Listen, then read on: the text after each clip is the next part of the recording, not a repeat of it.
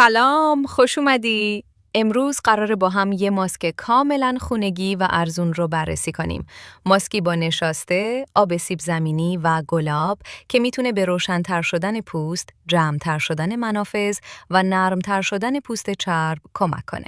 اول یک قاشق نشاسته سیب زمینی داخل یک کاسه تمیز میریزیم. بعدش آب سیب زمینی تازه‌ای که بعد از رنده کردن و فشار دادنش گرفتید رو بهش اضافه می‌کنیم.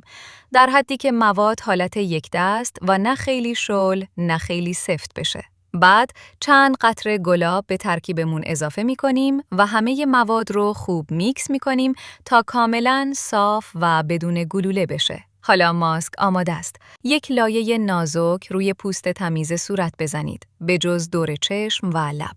اجازه بدید ماسک حدود 10 تا 15 دقیقه روی صورت بمونه و کاهش چربی اضافه کمک کنه. یادتون باشه توی استفاده از ماسک‌های خانگی نباید زیاده روی کنید. این ماسک رو فقط هفته‌ای 2 بار استفاده کنید تا به پوستتون آسیب نرسه.